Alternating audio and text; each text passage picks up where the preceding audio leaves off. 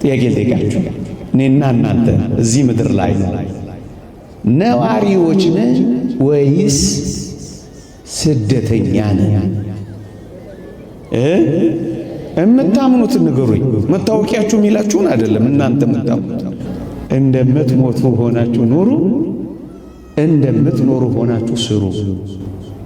አንዳንዱ ቤተ መንግሥት ውስጥ ሲኖር ነገር ዓለሙን ይረሳል። አልፎ አልፎ አሳዳጅ ይሆናል። አሁን እኮ አልቆጠባል። እንደ እንግዳ ሳይሆን እንደ ባለቤት ሆና አኗኗራችን። በዚህ በአዲስ አበባ ውስጥ በጣም የምትወዱት መንገድ የትኛው ነው? በጣም የምትወዱት መንገድ መቼም የቦሌ መንገድ እንደማትሉኝ ተስፋ አደርጋለሁ። የእናንተን አላውቅም። እኔ በጣም የምወደው መንገድ ወደ ቤት የሚወስደኝን መንገድ ነው። ሞታላችሁ እንዳትረሱ። ልናስቀረው የምንችለው ሁለተኛ ሞት አለ። ወደ ሲኦል ሂዱ የሚለውን ግን ማስቀረት እድል አለ። የሥጋ ሞትን ማስቀረት አቅም የለም። ግን ምን አለን? የነፍስ ሞትን ከኔ ሂዱ የሚለው የጌታችንን ትእዛዝ ግን ለማስቀረት ንስሐ የሚባል ኃይል አለ። ቁርባን የሚባል ሕይወት አለ። መልካምነት የሚባል መንገድ አለን። ይሄኛውን ግን ማንም ማስቀረት ስለማይችል አትጨነቁበት። አትችሉ። እስኪ ልጠይቃችሁ፣ ብዙዎችን ጠይቃለሁ ይህን ትምህርት ሳስተምር። መኖር ማለት ምን ማለት ነው? መብላት፣ መጠጣት፣ መዳር፣ መኳር፣ ሌላም ተግባራቶቻችን መኖር ማለት ይሄ ነው። እነዚህ አሁን በምነግራችሁ ነገር ውስጥ ያሉ ማጀቢያዎች ናቸው። መኖር ማለት ብንስማማም ባንስማማም መኖር ማለት ለመሞት መኖር ማለት ነው ብለው ሊቃውንት አስተምረዋል። ደግሞአለሁ፣ መኖር ማለት ለመሞት መኖር ነው። ይሄንን በጥሩ ምሳሌ ለመግለጽ አሁን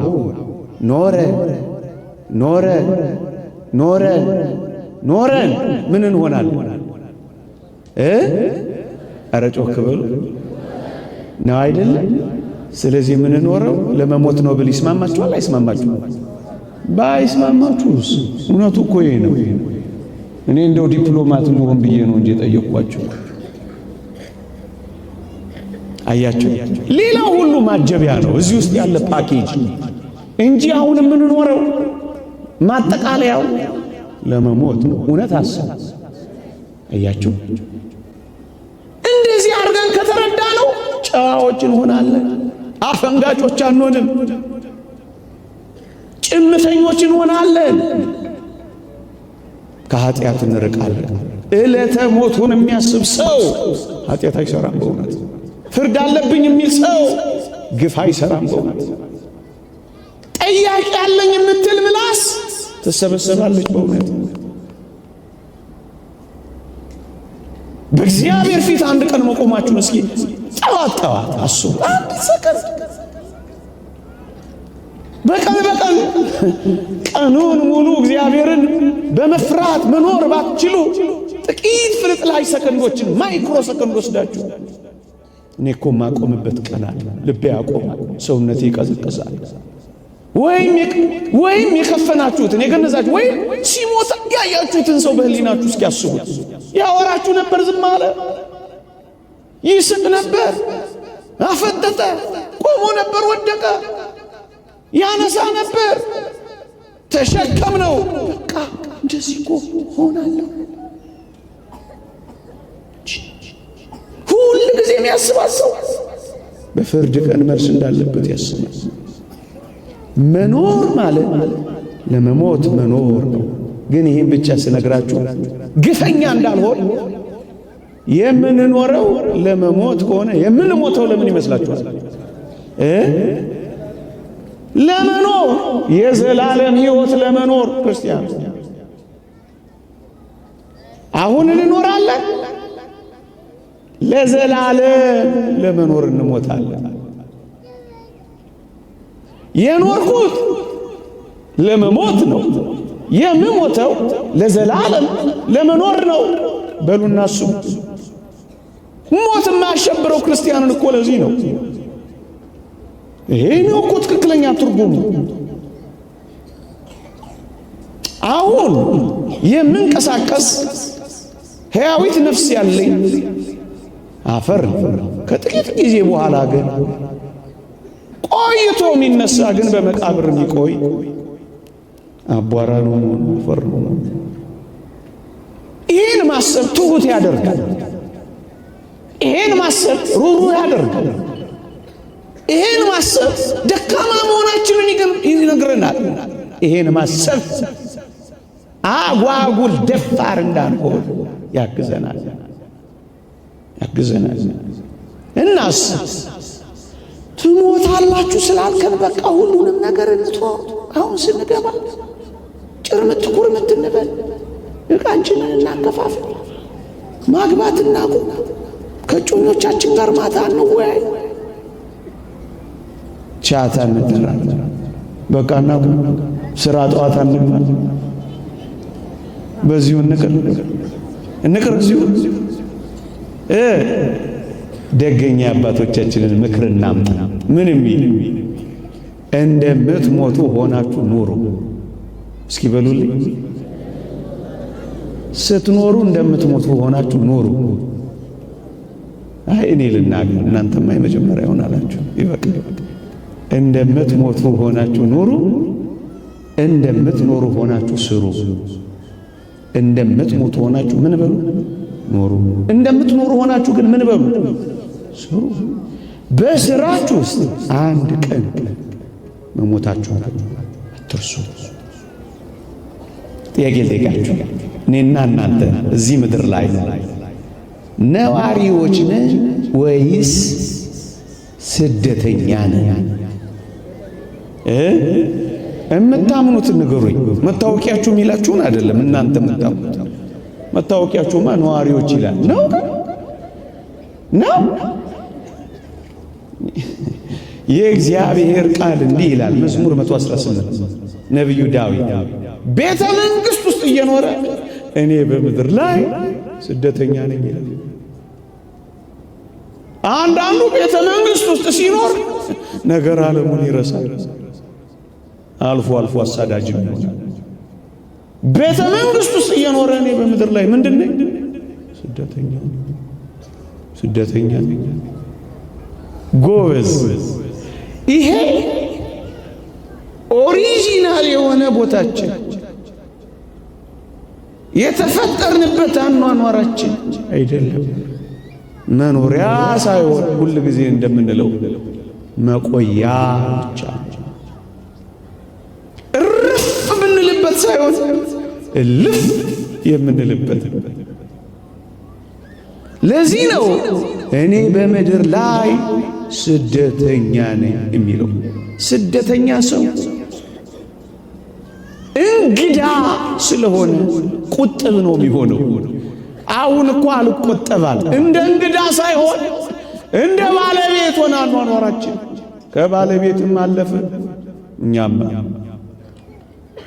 የሚጠቀስልን ስም ሁሉ ታጣ። ለኛ ምንም የማይነካን መሰል። እንዲህ ካለው ጊዜ ይሰውረን በእውነት። ስደተኛ ሁሌም ያስበው ምን መሰላችሁ? ከዛሬ ነገ ወደ ሀገሩ ስለመመለስ ነው የሚያስበው። እውነት አስብ። ስደተኛ እኮ እዛው አይቀርም። ምን ይሆናል? መመለስ አለው። ስለዚህ ሁሌም የሚያስበው መቼ ተመልሼ ነው የሚለው። እዚሁ መቅረት ፈለጋችሁ? እዚሁ ተውት። ሁሌ ስለመመለሳችን፣ ወደ ዘላለም ሀገራችን ስለመግባታችን፣ ከእግዚአብሔር ጋር ፊት ለፊት ስለመተያየታችን፣ ተስፋችን ስለመሙላቱ፣ ወደ ሀገራችን እየዘመርን ስለመግባታችን፣ ከመከራው ዓለም ወደ ዘላለም ደስታ ዓለም ስለ መፍለሳችን ሁል ጊዜ አስቡ። ምክንያቱም ስደተኞች ዘውትር ስለ መመለሱ ይዘጋጃል። ስለምን ተዘጋጃላችሁ? ስደተኛ ሁሌ የሀገሩን መንገድ ይናፍቃል። የሆነ ነገር ሰርቶ ጥሪት ይዞ ወደ ሀገሩ ይልካል። ወደ ሀገራችሁ ላኩ እንጂ አሁን ወደ ሀገራችሁ መላክ ጀምራችኋል። ጥሪታችሁን እዚህ የምትሰሩት እኮ ለሚመጣው ዘመን ለሀገራችሁ እንዲያስገባችሁ መላክ ጀምራችኋል።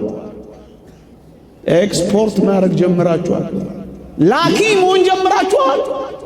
ምን ጽድቅ ይላካል፣ ምግባር ይላካል፣ ሕይወት ይላካል። እንዴት እጅግ ይደንቃል! የእግዚአብሔር ቃል የሊቃውንትን ትምህርት ይህን ይገልጻል። እግዚአብሔር ከርሰ ነዳያንን የነዳያንን ሆድ መቅደስ አድርጎ የሚቀበላት መባ ስጦታ ምጽዋት ናት ይላል። ምጽዋታችሁን በድሆች ሆድ ውስጥ ወደ ሰማይ ትልኳታላችሁ። ስደተኞች እኮ ነን። ምግባራችንን፣ ሃይማኖታችንን፣ ጨዋነታችንን ወደ ሰማይ ወደ ዘላለም ወደማይናወጠው ወደማይለወጠው ሀገር ገዢ ወደማይፈራረቅበት እርጅና ወደማያገኘው ጉልበተኛ ወደማይቀማው ሀገር እንላከው። በአመፃ ገንዘብ ለራሳችሁ ወዳጆችን አብጁ ይላል። ወዳጅ አታበጁም እዛ፣ ዘመድ አታበጁም እዛ። ዝክር እየዘከራችሁ ደሃ እያበላችሁ ችግረኛ እያጠጣችሁ በሰማይ እቅፍ አታኖሩ። አልዓዛርን የተቀበለው የአብርሃም እቅፍ እዛ ውስጥ መግባት አትፈልጉም? ላኩ። ምክንያቱም ስደተኞች ነና።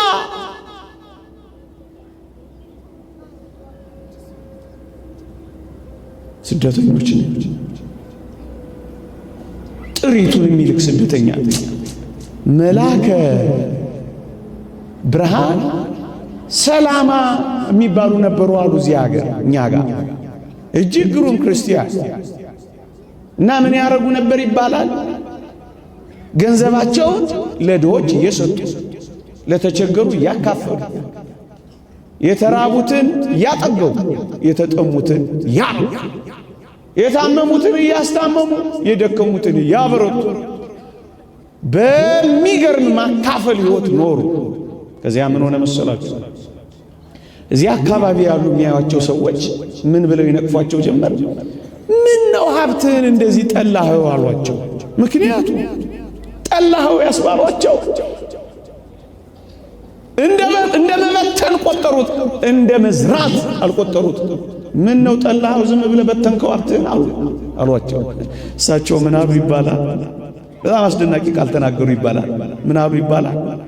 እኔም ልጆቼም ቤተሰቦቼም ኋላ ወደ ምን ሄድበት አስቀድሜ ንብረቴን ብሰደው ወደድኩት ወይስ ጠላሁት ብለው ጠየቋቸዋል። ሰምታችሁኛል? ወደ ቤት እኮ ነው የላኩት፣ ወደ ቤቴ እኮ ነው አስቀድሜ የሰደድኩት። ታዲያ ንብረቴን እንዲህ በማድረጌ ወደድኩት እንጂ መች ጠላሁት ብለው መለሱላቸዋል። አዎ ንብረታችሁን በጣም የምትወዱ ሰው ካላችሁ ወደ ሰማይ ላኳት። በድሆች ሆድ ውስጥ፣ በተጨነቁት ውስጥ፣ በማካፈል ውስጥ፣ በመራራት ውስጥ፣ በመስጠት ውስጥ ወደ ላይ አሳርጓል። ጸሎትህና ምጽዋትህ አረገ እንዳለው የእግዚአብሔር መልአክ ለቆርኔሌዎስ ጸሎታችሁ ምጽዋታችሁ ወደ ላይ አሳርጓል። ቃርጋችሁ የተወደዳችሁ ኦርቶዶክሳውያን ባንክ ከማስቀመጥ አክሲዮን ከመግዛት በላይ የሆነችውን ያቺን ሰማያዊት አክሲዮን ወደ መግዛት ወደ ሰማይ ላቋት። ምክንያቱም ስደተኞች ነን። ወደ ሰማይ። አንድ አባት ሲናገሩ ነው የሰማሁት። እኔም ልናገረው። በዚህ በአዲስ አበባ ውስጥ በጣም የምትወዱት መንገድ የትኛው ነው? በጣም የምትወዱት መንገድ መቼም የቦሌ መንገድ እንደማትሉኝ ተስፋ አደርጋለሁ። የእናንተን አላውቅም። እኔ በጣም የምወደው መንገድ ወደ ቤቴ የሚወስደኝን መንገድ ነው። እርፍ ማያይ ቤተሰቦቼ ጋር መገናኛዬ። የቤቴን መንገድ ሳስበው ደስ ደስ እያለኝ እሄዳለሁ። አዎ እናንተስ የቤታችሁን መንገድ የሚወስዳችሁን ይህን ትሞታላችሁ የሚለውን ነገር ባሰባችሁ ቁጥር ወደ ሰማይ ቤታችሁ እንደሚወስዳችሁ መንገዳችሁ ነው ማሰብ ያለባችሁ። አትጨነቁ፣ አትደንግጡ፣ አትሸበሩ። ወደ ቤቴ የሚሄድበት መንገዴ፣ ወደ አምላኬ የምቀርብበት ጎዳናዬ፣ ከስደት የምመለስበት መሰላሌ ብላችሁ ተረዱት። መመለሻችን ይሆን። ትሞታላችሁ እንዳትረሱ። ሐሳቤ እየገባችሁ ነው? ፈራችሁ ነው? ቅድም ነግሬያችሁ እንደምትሞቱ ሆናችሁ ኑሩ። እንደምትኖሩ ሆናችሁ እሷን መሀል ላይ መጠቅሳት በዚህ በሰላም እንድወጣ። እስኪ ልጠይቃችሁ አንድ መንገደኛ በአንድ ሀገር ውስጥ የሚያልፍ መንገደኛ አይኖርበትም፣ ማለፊያው ብቻ ለአንድ ቀን እንኳን አያድርበትም፣ መሄጃው ብቻ። መሄጃው በሆነች መተላለፊያው በሆነች መንገድ ውስጥ ይሄ ሰውዬ ሀብት ቢያፈራ፣ መሬት ቢገዛ፣ ቦታ ቢመራ፣ ገንዘቡን እያንጠፈጠፈ ቤቶችን ሁሉ ቢገዛ፣ ይሄ ሰውዬ አባካኝ ነው አትራፊ ነው? ልድገመው። አንድ ሰው በሚያልፍበት መንገድ ግን በማያድርበት፣ በማይኖርበትም በማያድርበትም በአንድ በሚያልፍበት መንገድ ገንዘቡን እያወጣ ሀብቱን እያወጣ ንብረት ቢገዛ፣ መሬት ቢገዛ፣ ካርታ ቢረከብ፣ በዛች ቀን ቦታ ቢያስለካ፣ ይሄ ሰውዬ አይኖርባትም። ማለፊያው ብቻ ናት እንጂ ማረፊያው አይደለችም። ይሄ ሰውዬ ሀብቱን አባከነ ነው የሚባለው? ንብረት ሰበሰበ ነው የሚባለው? ማባከን ብቻ ነው። እውነት አስብ፣ አይኖርበትም ማለት። የተወደዳችሁ ኦርቶዶክሳውያን ልባችሁን በጣም ጣል አታድርጉባት። የእውነት ከተጣበቃችሁባት ትጎዳላችሁ። ሐዘን የሚጎዳችሁ፣ ልባችሁ የሚደክመው በዚህች ዓለም ላይ ራሳችሁን የጣላችሁ እንደሆነ እኮ ነው። አትጣሉባት። በጣም ከጣላችሁባት ትጎዳላችሁ። ልባችሁን፣ ሕይወታችሁን፣ መንፈሳዊነታችሁን እስክታሳጣችሁ ድረስ አትጣበቁባት። አላፊዎች ብቻ ነን፣ መንገደኞች ብቻ ነን። አታባኩ። ራሳችሁን አትጣሉ። ጽድቅ እያለላችሁ አትርከሱ። በጎነት እያለላችሁ ክፉ አትሆኑ። ቅንነት እያለላችሁ ክፉ አሳቢዎች አትሆኑ። ምክንያቱም መንገደኞች ብቻ ትኩረታችሁ ጥቂት ብቻ ነው እንጂ ሙሉ ለሙሉ ከሰጣችኋት ታሳምማችኋለች፣ ትሰብራችኋለች፣ ታሳዝናችኋለች፣ ታሳምማችኋለች። በርታ የምትጠፋ ወታ የምትጠልቅ ምስኪን ናት ለራሷ ምን አላ። ስለዚህ መንገደኞች ብቻ እንደሆናችሁ ይሁን። አይኖቻችሁ ደስ ከሚያሰኘው ነገር አታጣብቁ። አይታችኋል፣ በቀስታ ነው። ጥቂት የምትጠቀሙበት ነገር ካለ ይበቃችኋል። ይሄ ሰው እኮ አባካይ ብቻ አይደለም፣ እብድ እኮ ነው የሚባለው። እንኪያስ በዚህ ምድር ላይ አልፎ ያጆች ብቻ መሆናችንን አውቀን ዘራፊዎች አንሁንባት፣ ቀማኞች አንሁንባት፣ ግፈኞች አንሁንባት፣ ክፉ አድራጊዎች አንሁንባት፣ አመንዝራዎች አንሁንባት፣ ተንኮለኞች አንሁንባት፣ እኔ ብቻ ነኝ ባዮች አንሁንባት። እኛ ስደተኛ ብቻ አይደለም ቱሪስቶችም ጭምር እንደሆነ አድርገን እንቁጠረው። ብዙ ነገር ማለት ቢቻል ለማብቃት እንድሞክር ወደ አንድ ገዳም ሄደ አንድ ጎብኚ ቱሪስት ገዳሙን እየጎበኘ ወደ አንድ መነኮስ ወደ አንድ አባት ቤት ገባ። ከዚያስ ቤታቸውን ሲያየው ከአንድ መደብ ሰሌን፣ ከአንድ ውሃ መጠጫ ኩባያ፣ ከአንድ መቁንን መቀበያ ሳህን በቀር ምንም ነገር ቤት ውስጥ አላየም። ይገረምና አባቴ ሆይ አቤት ንብረት የት አለ ይላል ቤቱን እያሳየ። ያ መነኮስ የኔ አዎ ትንሽ አሰብ ያደርግና ጌታዬ አቤት ቱሪስቱን ይጠይቀዋል። ያንተስ ንብረት አለ።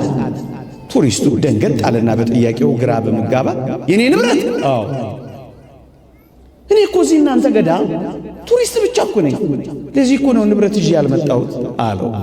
ልጄ አንተ በእኛ ገዳም ቱሪስት ነህ? አዎ እኔም በዚህ ምድር ላይ ቱሪስት ነኝ ብሎ መለሰለት። ስለዚህ ሀብት ስሰበስብ መከራዬን አልበላም፣ ጥቂት ካለኝ ይበቃኛል እያለው ሀብት አታፍሩ እያልኩ እየሰበኩ አይደለም። ልከኛ፣ ቁጥብ፣ መጠነኛ ልንሆን ይገባል። መናንያኑ እንደዛ ይሁኑ። እኛስ እጅግ ስግብግቦች ሆነን መከራማ አሁን ምድራችንን እያጎሳቆላት ያለው የበዛ ስግብግብነት እኮ ነው። አንዱን ከሥራ ፈናቅሎ ሥራው ሁሉ የኔ ይሁን ማለት ነው።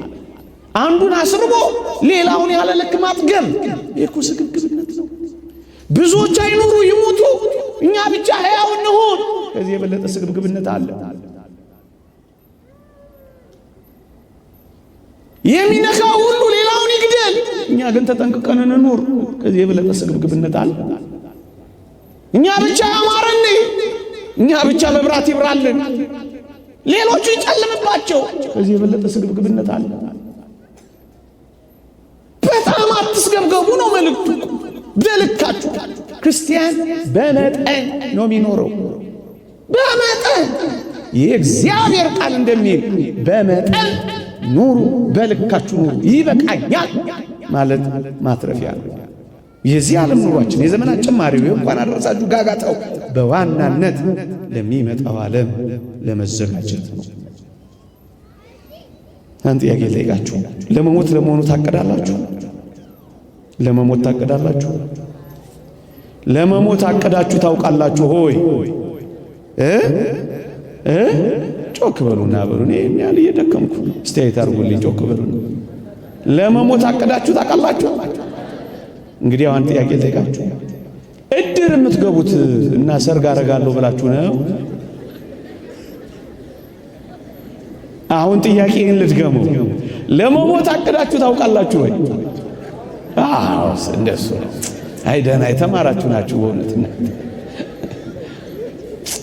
ለመሞት ያቀዳችሁ ወይ? እናስ ለመሞት ካቀዳችሁ እቅድ አለን እኮ። ለመሞት ካቀድን ወይም ምናልባት ሞታለሁ ብለን እንዲህ አይነት እቅድ ካዘጋጀን ግድ የላችሁ በዚህች ዓመት እንኳን ምናልባት ሟች ነኝና ንስሐ ልግባ በእግዚአብሔር ፊት መቼ እንደምትጠራ አላውቅም ብላችሁ አስቡና ለንስሐ ተዘጋጁ። በዚህች ሌሊት ምን እንደምንሆን አይታወቅም። እውነት አሰቡ። ሟርተኛ ካላላችሁኝ በቀር አንድ ጽኑ የሆነ የእግዚአብሔር ቃል አለ። የሉቃስ ወንጌል ምዕራፍ 12 ቁጥር 19 እሱን ቃል አንብቤ ያበቃለሁ። አንድ ገበሬ ትልቅ ባለጸጋ እንዲህ አለ። የሉቃስ ወንጌል ምዕራፍ 12 ቁጥር 19 ምን አለ? ጎተራዬን አፍርሼ ሌላ የሚበልጥ እሠራለሁ፣ በዚያም ፍሬዬንና በረከቴን ሁሉ አከማቻለሁ። ነፍሴ ሆይ አንቺ ነፍሴ ለብዙ ዘመን የሚቀር ብዙ በረከት አለሽ፣ እረፊ፣ ብዪ፣ ጠጪ፣ ደስ ይበልሽ እላታለሁ አለ ይህ ባለጸጋ ገበሬ። እግዚአብሔር ግን እንዲህ አለው፣ እሰይ ጎተራውን አፍርሶ ሌላ የሚበልጥ መስራቱ እሰይ ጥሩ ነው። በጎተራውም ላይ በረከቱን መሙላቱ እሰይ በጣም ጥሩ ነው። ማከማቸቱ እሰይ በጣም ጥሩ ነው። መበርታቱ እሰይ በጣም ጥሩ ነው። ነፍሴ ሆይ ብሎ መፎከሩ፣ ብይ፣ ጠጪ፣ እርኪ፣ ደስ ይበልሽ እሰይ ይበላል ጥሩ ነው። ግን ምን አለ አንድ ነገር ባስታወሰው፣ እግዚአብሔር አስታወሰዋል። ምን ብሎ? እግዚአብሔር ግን እንዲህ አለው፣ ምን? አንተ ሰነፍ፣ በዚህች ሌሊት ነፍስህ ካንተ ሊወስዷት ይፈልጓታል። ይህስ የሰበሰብከው ለማን ይሆናል አለው። ስለ መሰብሰብህ ያቀድክ አንተ ጎበዝ፣ ሌሊት ብትሰበሰብስ? ስለ ማጨድህ የበረታህ አንተ ጎበዝ፣ ሌሊት ብትታጨድስ? ብዙ ነገር መናገር ይቻላል። እንዳትረሱ፣ እንሞታለን። የእግዚአብሔር ቸርነት፣ የእመቤታችን አማላጅነት፣ የቅዱሳን በረከት ረድኤት አይለያይ። ሞትን በመዘከርና በማስታወስ በንስሐና በንጽሕና ሕይወት እንድንመላለስ እግዚአብሔር ይርዳ። አሜን።